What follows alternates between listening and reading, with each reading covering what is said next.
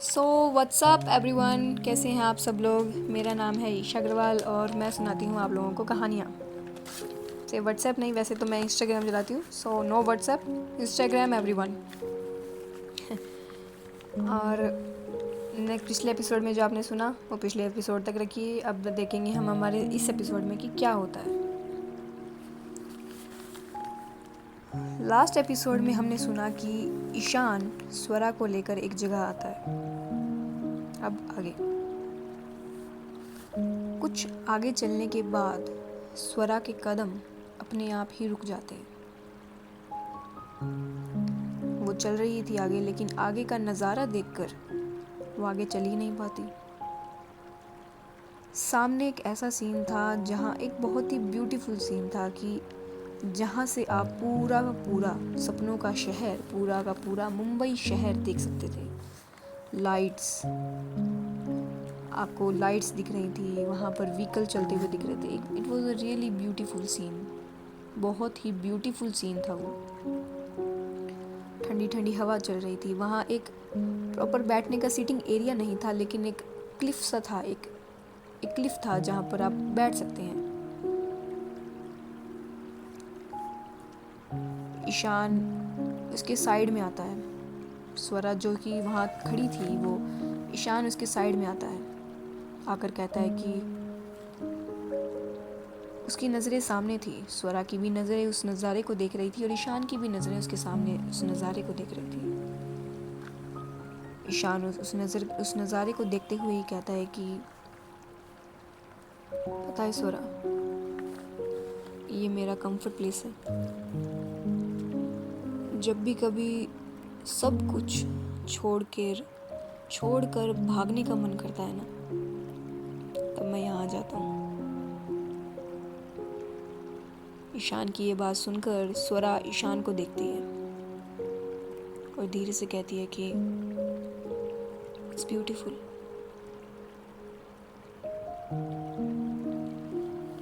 अब ईशान स्वरा को वहाँ बिठाता है उस क्लिफ पर। एक्चुअली वो ज़्यादा थोड़ा डेंजर जोन नहीं था, बट अच्छी खासी एक डिस्टेंस पर ही बैठे थे वो लोग। बिठाता है और उसके साइड में बैठता है।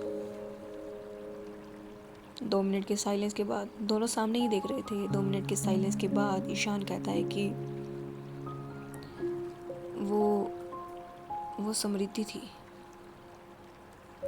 मेरी एक्स। कॉलेज में हमने 1 साल तक डेट किया था, लेकिन शी चीटेड ऑन मी। मैंने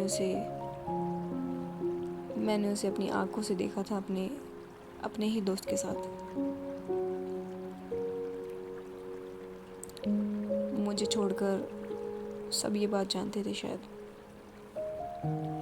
बट मुझे ये शायद समझने में बहुत टाइम लग गया।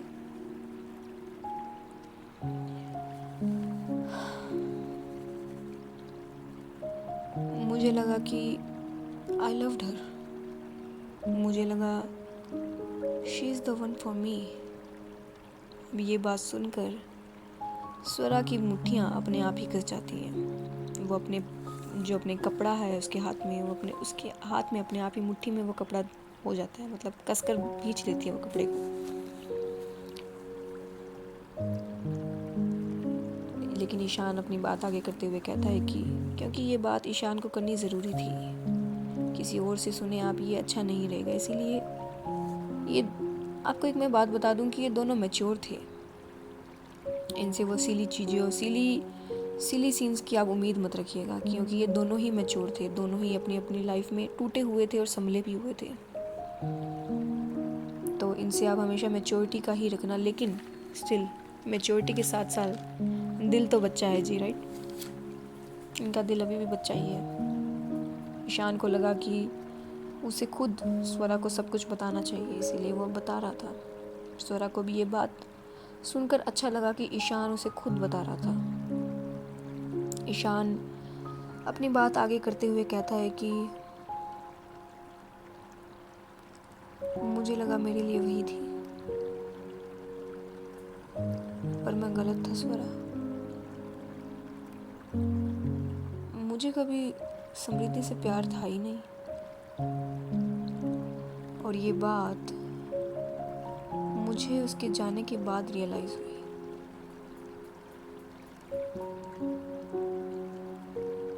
मुझे रियलाइज़ हुआ कि मुझे सिर्फ और सिर्फ शायद उससे अट्रैक्शन था, या इन्फैचुएशन, या फीलिंग, पता नहीं वो क्या था। लेकिन उसके जाने के बाद एक बात तो मुझे रियलाइज़ हुई कि वो कुछ भी था, लेकिन प्यार नहीं था। एंड ट्रस्ट मी स्वरा, उसके जाने के बाद मैंने आज ही उसे पहली बार देखा है। अराउंड 7 साल बाद वो मुझे आज पहली बार दिखी है। ये बात कहकर ईशान स्वरा को देखता है। स्वरा भी ईशान की नज़रों में देखती है। ईशान की नज़रों में सच्चाई साफ थी।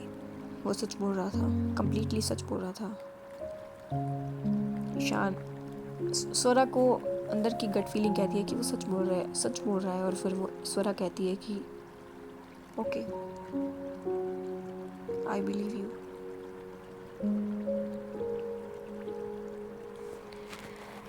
अब स्वरा ने कही तो बहुत मैच्योरिटी भरी बात थी, लेकिन ईशान को ये पसंद नहीं आती। If you know you no.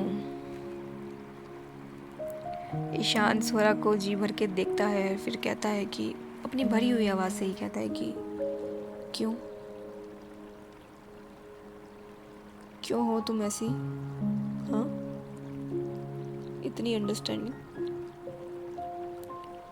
हर बार तुम ही ये सारी चीज़ें समझो, ये ज़रूरी तो नहीं है ना स्वरा। अगर तुम्हारे दिल में कोई शिकायत है तो तुम मुझे बता सकती हो, मैं सुनूंगा तुम्हारी बात।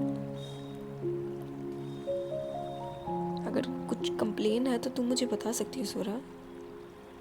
और मैं आई कम्प्लीटली अंडरस्टैंड कि अगर तुम्हारे मन में कोई भी बात है तो हर बार इतना अंडरस्टैंडिंग ठीक नहीं होता स्वरा।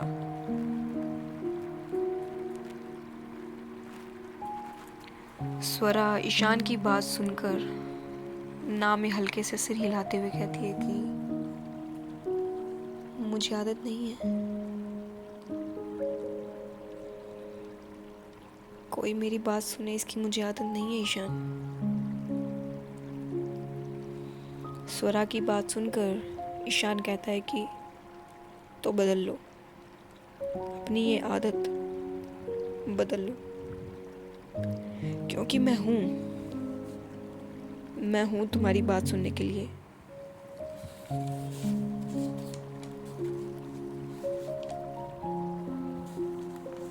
स्वरा कहती है कि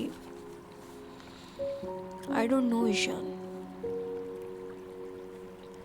शायद तुम भी बाकियों की तरह छोड़कर चले जाओ। I think it's too much for me. और ये कहकर स्वरा सामने देखने लगती है। ईशान को स्वरा की बात थोड़ी बुरी लगती है, उसे हर्ट होती है कि ऑफ कोर्स स्वरा भी ये कहना नहीं चाहती थी, लेकिन उसका भी शायद कुछ ट्रॉमा था, या उसके अंदर की कोई बात थी जिससे उसे ये डर था कि ईशान भी उसे छोड़कर बाकियों की तरह छोड़कर चला जाएगा। ईशान कहता है, ईशान को बुरा लगा था, वो हर्टी आवाज़ में कहता है कि जो इंसान खुद छोड़ा गया हो वो किसी और को कैसे छोड़ेगा स्वरा। मैं तुम्हें कभी छोड़ ही नहीं सकता। इतनी हिम्मत नहीं है मुझ में कि मैं तुम्हें छोड़ सकूं। यू नो, तुम्हारी ये ब्राउन आइज मुझे कितनी पसंद है। जब तुम इंडियन वियर में आती हो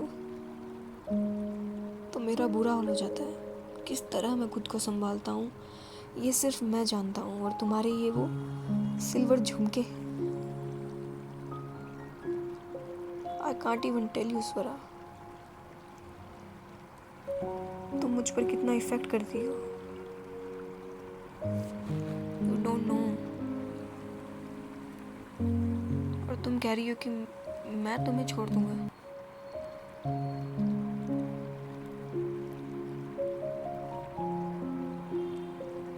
ऐसा नहीं हो सकता स्वरा।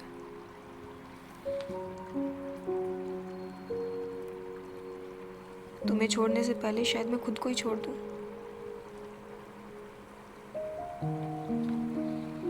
ईशान की बातें बहुत डीप थी, बहुत ही गहरी थी, जो सीधा स्वरा के दिल में जाके लगी थी। ये बात कहते हुए ईशान की आंखें भर गई थी, क्योंकि वो हर्ट था। उसे अच्छा नहीं, उसे स्वरा को छोड़ने के ख्याल से ही बुरा लगा था। ये ख्याल आते ही उसे बुरा लग गया था, क्योंकि स्वरा उसके लिए क्या थी ये शायद ईशान भी अभी नहीं जानता था। उसे पता भी नहीं चला कि स्वरा उसके लिए क्या बन गई थी आज। स्वरा सब समझ रही थी, वो उस जेन्युइननेस को समझ रही थी, उस सच्चाई को समझ रही थी। स्वरा दूध पीछे बच्ची नहीं थी, स्वरा डम नहीं थी। स्वरा समझती थी, हर सच को, हर झूठ को समझती थी वो।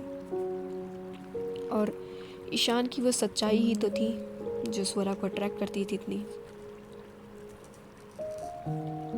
इसलिए स्वरा धीरे धीरे ईशान के पास जाती है। वैसे तो वो ऑलरेडी पास में बैठे थे, और अपने फोरहेड ईशान के फोरहेड से टच करती है।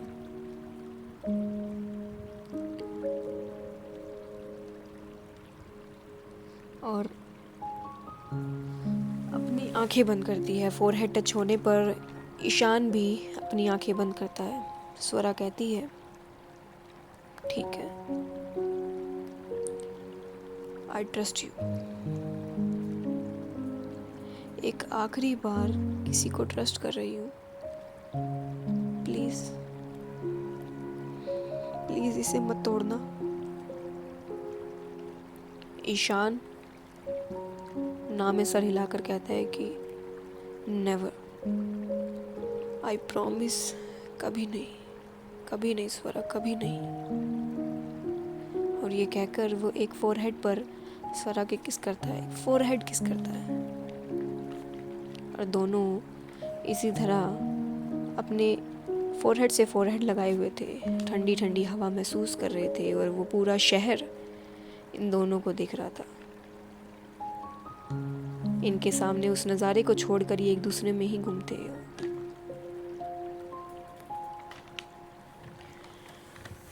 जब ये इस तरह थे तो स्वरा कहती है कि ईशान। ईशान कहता है स्वरा हिचकिचाते हुए कहती है, थोड़ा, तुम्हारी मॉम को क्या हुआ था? अब इन दोनों का रिश्ता ऐसा था कि स्वरा को सॉरी या इफ़ यू डोंट माइंड कहने की ज़रूरत नहीं थी। उसने डायरेक्ट पूछा था, और उसे ऑकवर्ड भी नहीं लगा था, क्योंकि उनका रिश्ता ही ऐसा था। ईशान को भी वो बुरा नहीं लगा था, उसे भी नहीं था कि मुझसे ऐसा सवाल कैसे पूछ लिया, और मतलब इतना सेंसिटिव सवाल या जो भी था। उन्हें वो दोनों इस फेज से पास आउट थे। भले इन दोनों ने कुछ टाइम पहले ही शुरू किया था, बट स्टिल ये दोनों इस फेज से बहुत दूर थे। स्वरा की बात सुनकर ईशान 2 मिनट के बाद कहता है कि कार एक्सीडेंट।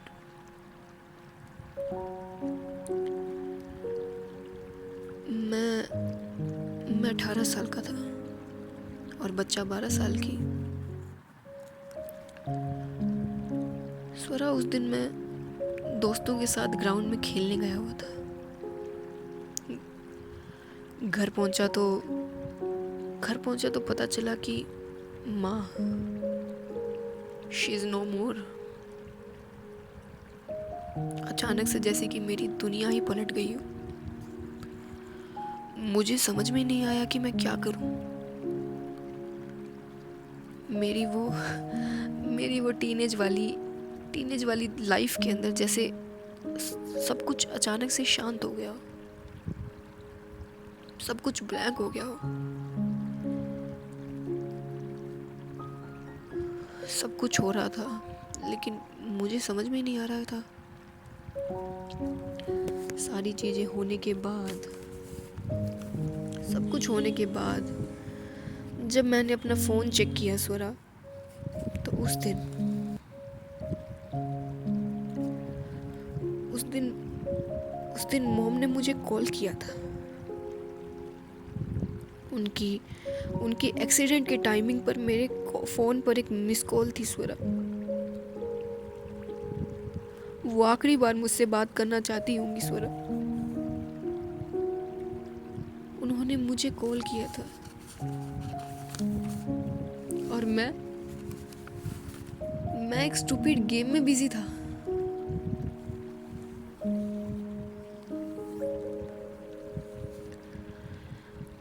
उस दिन से लेकर आज तक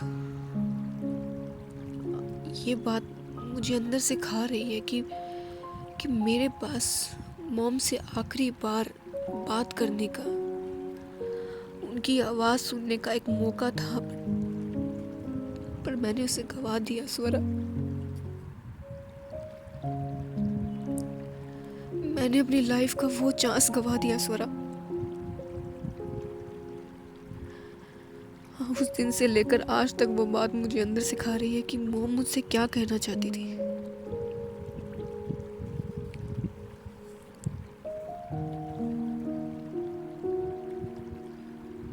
मुझसे क्या कहना चाहती होंगी स्वरा। उस दिन मैं क्यों गया खेलने स्वरा। ईशान की आंखों में आंसू भर गए।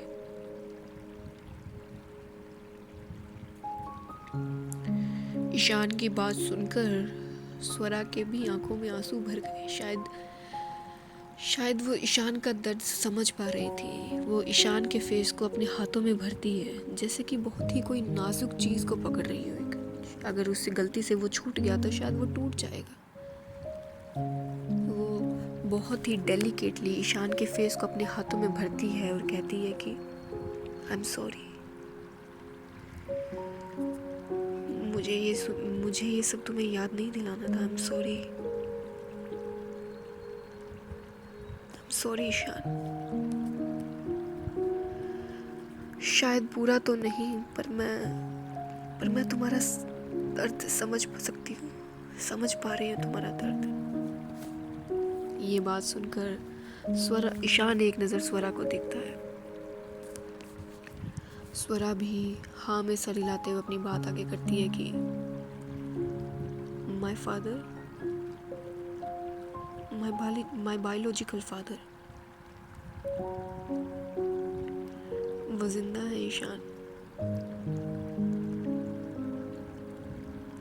लेकिन वो जिंदा होते हुए भी हमारे लिए मर गए हैं। जब मैं 8 साल की थी तो वो मुझे और मेरी माँ को मरने के लिए रोड पर छोड़ गए थे। उस रात एक बहुत तेज तूफान आया था और उस तूफान में मैं और मेरी माँ, हम दर दर भटक रहे थे। एंड माँ, स्वरा की आंख से एक आंसू गिर जाता है। फाइनली स्वरा की आंख से आंसू गिरता है। स्वरा अपनी बात आगे करते हुए कहती है कि माँ was 3 months pregnant with वंश, और उस इंसान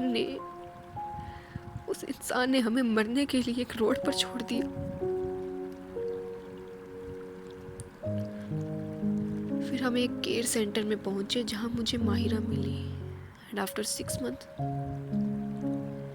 वंश हमारे साथ था, लेकिन वो इंसान कभी वापस नहीं आया। वो कभी मुझसे मिलने वापस नहीं आया। उसने तो आज तक शायद कभी वंश को भी नहीं देखा होगा, या फिर वंश एग्जिस्ट भी करता है या उस इंसान को शायद पता भी नहीं है। मैंने उनका बहुत इंतज़ार किया ईशान, लेकिन वो कभी नहीं आए। फिर मैंने उनका इंतज़ार करना बंद कर दिया। इसलिए किसी के छोड़ के जाने का दर्द मैं समझ सकती हूँ, और वो अधूरी बातों का बोझ भी समझ सकती हूँ मैं। शायद पूरा नहीं, लेकिन मैं तुम्हारा दर्द समझ पा रही हूँ, तुम्हारा दर्द महसूस कर पा रही हूँ।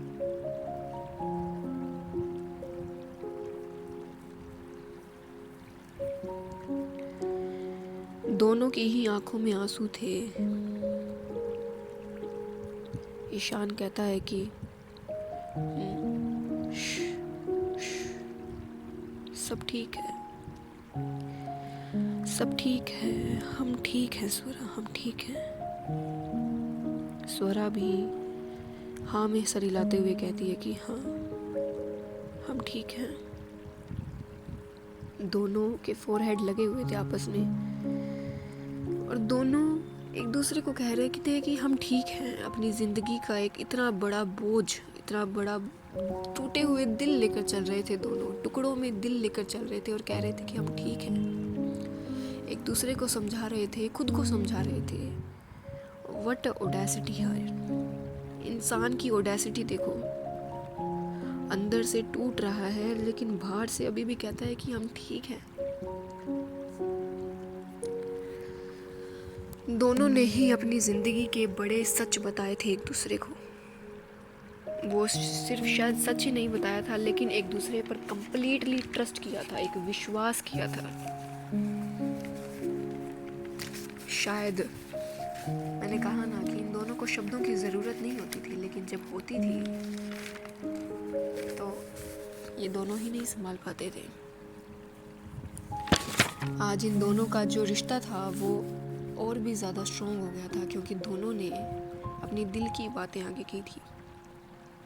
शायद आज का दिन यही था, सबकी दिलों की बात निकलनी थी। आज सबको आज आपस में बात ही करनी थी। यहाँ ईशान और स्वरा इस तरह अपनी बात कंप्लीट करते हैं, आगे और बातें करते हैं। शायद इन दोनों को ज़रूरत थी।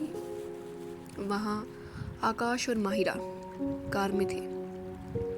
कोई कुछ भी नहीं बोल रहा था, क्योंकि माहिरा ऑब्वियसली आकाश से थोड़ा गुस्से में थी। वो थोड़ा फ्रस्ट्रेटेड होते हुए कहती है कि आप बताएंगे हम कहाँ जा रहे हैं। वो थोड़ा गुस्से में थी। आकाश थोड़ा फ्लर्टी होते हुए कहता है कि यही तो बात है बेबी, कि हम कहीं जा ही तो नहीं रहे हैं। और ये कहकर वो स्माइल के साथ ड्राइविंग पर फोकस करता है। माहिरा अपने हाथ बांधे हुए कहती है कि क्या मतलब, और आप क्या ये कब से बेबी लगाए हुए हैं। आकाश कहता है कि मेरा मतलब ये कि हम लॉन्ग ड्राइव पर जा रहे हैं बेबी, और रही बात बेबी की, तो बेबी नहीं तो जान कहकर बुलाऊं तुम्हें। आकाश माहिरा को टीज कर रहा था। माहिरा आकाश के मुंह से ये जान सुनकर थोड़ा शाय फील कर रही थी, थोड़ा बहुत रेडिश हो गई थी, उसके गाल लाल हो गए थे, एकदम लाल हो गए थे एकदम कि ओह माय गॉड। आपको कोई इस तरह जान बोले तो कैसा ही लगेगा ना। अब माहिरा को समझ में, वो कहती है कि आप सामने देखकर कार चलाइए, परेशान मत कीजिए मुझे। और ये कहकर वो विंडो से बाहर देखने लगती है, क्योंकि वो अपनी एम्बैरसमेंट छुपा रही थी, शाइनेस छुपा रही थी। वंश आकाश माहिरा का ऐसा रिएक्शन देखकर थोड़ा हंसता है और थोड़ा धीरे से बोलता है क्यूट। माहिरा को सुन जाता है, बट वो कोई रिएक्ट नहीं करती। ये दोनों इसी तरह लॉन्ग ड्राइव पे थे, ठंडी ठंडी हवा महसूस कर रहे थे, एक दूसरे का साथ महसूस कर रहे थे। आकाश कहता है कि फिर आकाश धीरे से कहता है कि जान, एक बात पूछनी थी तुमसे, अगर तुम्हें ठीक लगे तो। माहिरा कहती है आप कुछ भी पूछ सकते हैं, पूछिए।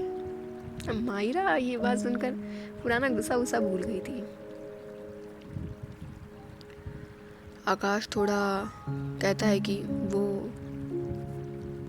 आकाश कार रोकता है एक जगह, फिर कहता है उसकी तरफ घूमकर कि तुम अपने नाम के पीछे तलवार क्यों नहीं लगाती। तुम्हारी फैमिली से लीगली क्यों नहीं जुड़ती। एक बार शायद आपने नोटिस किया होगा कि स्वरा का पूरा नाम था स्वरा तलवार, वंश का नाम था वंश तलवार, लेकिन माहिरा, उसे सब मिस माहिरा ही कहकर बुलाते थे, उसे कोई तलवार कहकर नहीं बुलाता था। यही बात आकाश को समझ में नहीं आई थी। आकाश सब कुछ जानता तो था, बट स्टिल वो इस बात से नहीं समझ पा रहा था कि माहिरा तलवार क्यों नहीं लगाती। लीगली तो वो जुड़ ही सकती थी तलवार फैमिली से, अगर बायोलॉजिकली इनके बीच में कोई रिश्ता नहीं था तो वो लीगली जुड़ सकती थी, राइट? तो माहिरा ने ऐसा क्यों नहीं किया? आकाश के सवाल से माहिरा 5 मिनट चुप हो जाती है, वो कुछ बोल नहीं पाती। आकाश माहिरा को चुप देखकर उसे बोलने ही वाला था कि अगर तुम कंफर्टेबल नहीं हो तो इट्स ओके, तुम मुझे जब भी कंफर्टेबल तो बता सकती हो। आकाश ये बोलने ही वाला था कि माहिरा अपनी बात शुरू करती है। वो कहती है कि आपको पता है, मैंने अपनी आंखें एक केयर सेंटर में खोली थी। वहाँ मेरे जैसे और बहुत से बच्चे थे। चलना, बोलना, खाना, पीना, ये सब मैंने वहीं सीखा। मेरा बचपन था वो। 4 साल की थी जब पहली बार माँ बाप का नाम सुना था। पूछने पर बताया गया कि माँ बाप वो होते हैं जो एक बच्चे को जन्म देते हैं, उसे पालते हैं, प्यार करते हैं, उसे बड़ा करते हैं। उन्हें अपने आप ही पता चल जाता है अगर उनका बच्चा तकलीफ में होता है।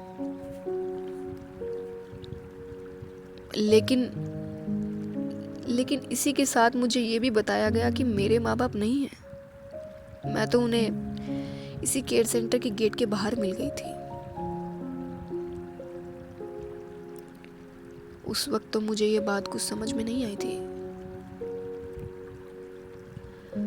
और जब मैं 6 साल की थी तब मुझे रूह मेरी जिंदगी में आई। रूह कुछ नहीं बोलती थी, वो बिल्कुल चुप रहती थी। उसे देखकर मुझे हमेशा लगता था कि इसकी स्माइल कैसी होगी ना। क्या इसके भी मेरी तरह डांट टूटे हुए हैं? क्योंकि रूह बहुत सुंदर थी। रूह जब 8 साल की तब भी वो बहुत सुंदर थी, तो मुझे ये रहता था कि क्या इसके भी मेरी तरह दांत टूटे हुए हैं। इसलिए मैं हमेशा रूह के आसपास ही घूमती रहती थी। फिर वंश हमारी जिंदगी में आया। उस दिन पहली बार रूह हंसी। रूह की स्माइल बहुत अच्छी थी, बहुत सुंदर, और सच में उसके दांत भी टूटे हुए थे। माहिरा की इतनी बात सुनकर आकाश के फेस पर भी एक छोटी सी स्माइल आ जाती है। आकाश माहिरा को ही देख रहा था। माहिरा अपनी बात आगे करते हुए कहती है कि वंश, उसने सबसे पहले मेरी उंगली पकड़ी थी।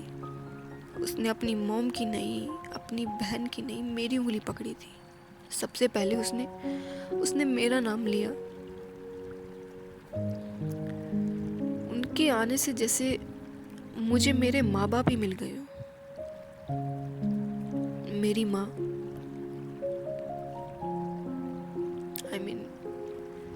मेरी स्वरा और रूह, मेरी स्वरा और वंश की माँ रूह वंश से पहले मुझे खाना खिलाती थी, मुझे सुलाती थी। उस दिन मुझे समझ में आया कि असली माँ का मतलब क्या होता है। मुझे समझ में आया कि रिश्ते खून से हो या ना हो, इनसे फर्क नहीं पड़ता। खून से ज़्यादा तो रिश्ते प्यार से बनते हैं, और प्यार से बने रिश्तों को किसी स्टैम्प की ज़रूरत नहीं होती। उन्हें सिर्फ उन लोगों की ज़रूरत होती है जो इस प्यार के रिश्ते को निभाते हैं। और मेरे पास, ये बात कहते हुए वो आकाश को देखती है और कहती है कि और मेरे पास वो लोग हैं। तो मुझे किसी स्टैम्प की ज़रूरत नहीं है, किसी को प्रूव करने की, या लीगली या किसी को भी प्रूव करने की ज़रूरत नहीं है कि मैं उनसे प्यार करती हूँ या वो मुझसे प्यार करते हैं। मैं उन्हें माहिरा बनकर मिली थी और माहिरा बनकर ही उनके साथ हूँ। मेरे पास वो लोग हैं, मेरे पास माँ, रूह, वंशु और अब आप, है ना। ये कहकर माहिरा अपनी नम आंखों से और प्यार भरी आंखों से आकाश को देखती है। आकाश जो ऑलरेडी सब कुछ तो नहीं जानता था, लेकिन बहुत कुछ जानता था। माहिरा को इतना प्योर हार्टेडली इस तरह देखकर उसका तो जैसे दिल धक धक कर रहा था। उसे तो समझ में नहीं आ रहा था कि उसके हाथ में ये क्या इंसान आ गया है, क्या लग गया है उसके हाथ में। क्या वो सच में इस गुड़िया को डिजर्व भी करता है, इस क्यूट सी लड़की को डिजर्व भी करता है। आकाश माहिरा की ओर देखता है और उसकी आंखें भी नम हो गई थी। वो हाँ में सर हिलाता है और फोरहेड पर एक किस करते हुए कहता है कि हमेशा।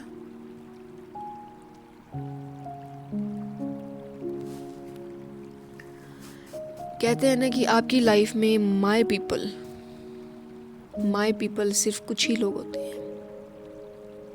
जैसे कि मेरी ज़िंदगी में मैं अगर अपना बताऊं तो मेरी लाइफ में बहुत से लोग हैं, बट उसके अंदर सिर्फ मेरे जो लोग हैं, माय पर्सनल फेवरेट पीपल, वो सिर्फ 4 ही हैं। इतनी करोड़ों भरी दुनिया के अंदर सिर्फ 4 लोग हैं जो मेरी लाइफ के अंदर माय पीपल हैं। तो इसी तरह आपकी ज़िंदगी में भी होंगे, सबकी ज़िंदगी में होते हैं जो आपके कंफर्ट प्लेस हो, आपके कंफर्ट पीपल हो। आज ये शायद इमोशंस का ही दिन था।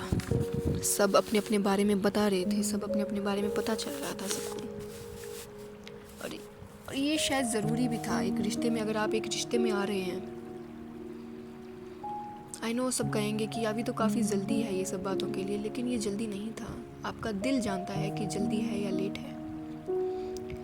इन सब का दिल ऑलरेडी एक दूसरे से कनेक्टेड था। इन्हें टाइमिंग की ज़रूरत नहीं थी। कहते हैं ना कि प्यार एक पल में ही होता है, वो आगे जाके तो वो सिर्फ गहरा होता है। इसी तरह इन सब की जर्नी भी ऐसी ही थी। इन सब को मोहब्बत, प्यार पसंद हो गया था, लेकिन अब सिर्फ जैसे जैसे ये आगे जा रहे थे, इन सबको गहराई समझ में आ रही थी इन सब चीज़ों की। शायद प्यार इतना ही सुंदर होता है। प्यार का तो लोगों ने नाम खराब कर दिया है। प्यार तो एक बहुत ही सुंदर बेहतरीन चीज़ है। मोहब्बत बहुत ही किस्मत वालों को मिलती है, और शायद ये लोग किस्मत वाले ही थे। इसी तरह आकाश और माहिरा भी आगे जाकर अपनी लॉन्ग ड्राइव करते हैं, लॉन्ग ड्राइव पर ही चलते हैं। लॉन्ग ड्राइव कंप्लीट कर ये फाइनली अब माहिरा को आकाश घर छोड़ने आता है। जिस वक्त ये माहिरा और आकाश पहुंचते हैं, उसी वक्त स्वरा और ईशान भी पहुंचते हैं। सब उतरते हैं।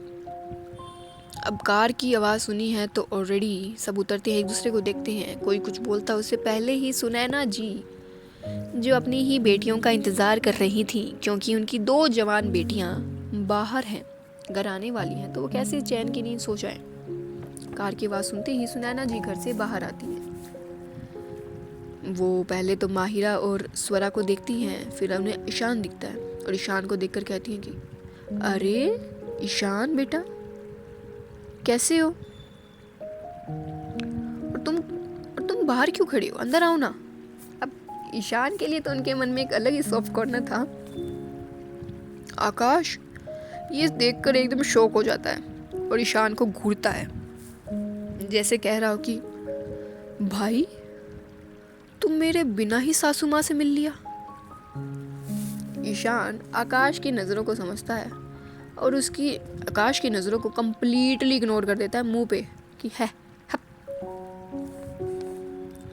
और ईशान अपनी बात आगे करते हुए कहता है कि नहीं आंटी, बहुत लेट हो गया है, हमें चलना चाहिए।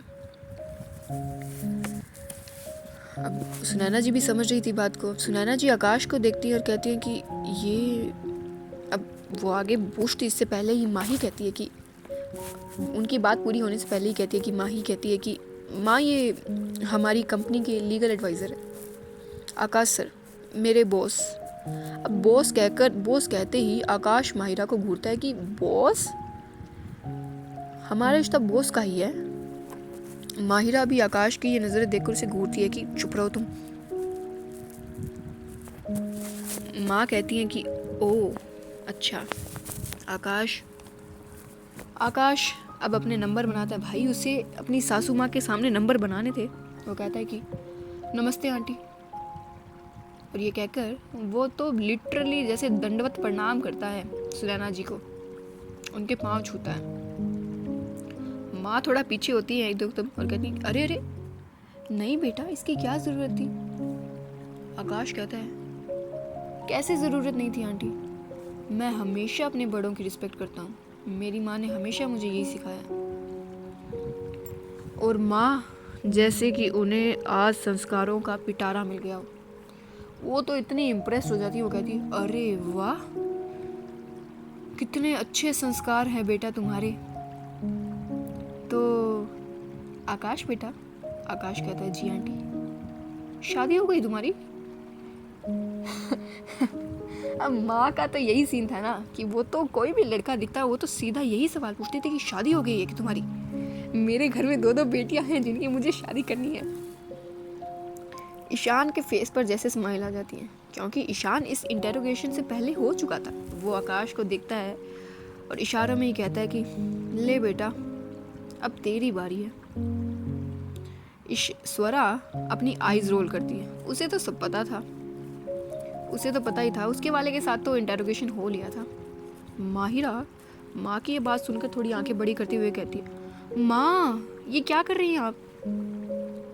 ये कहकर वो स्वरा को मदद की नज़रों से पूछती है कि यार मदद करना, देखना माँ क्या कर रही हैं। और स्वरा अपने कंधे उचका देती है कि जैसे कि तूने की थी मेरी मदद जब मेरी बारी आई थी, उस टाइम पे तू बड़ा मजे ले रही थी तू मेरे।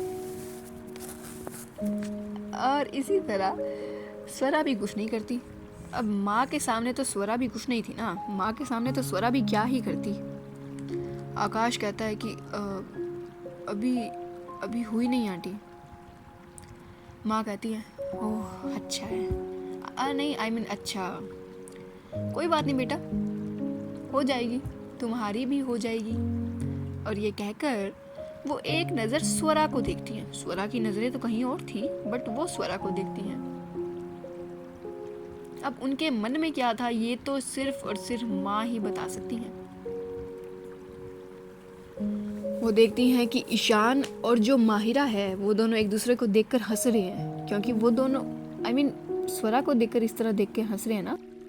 अब स्वरा को इस तरह देखकर हंस रहे थे वो दोनों, तो माहिरा को भी हंसी आ ही जाती है। फिर वो माँ एक बार ईशान और माहिरा को देखती हैं, फिर आकाश और स्वरा को देखती हैं। अब माँ तो माँ है, माँ तो माँ होती हैं।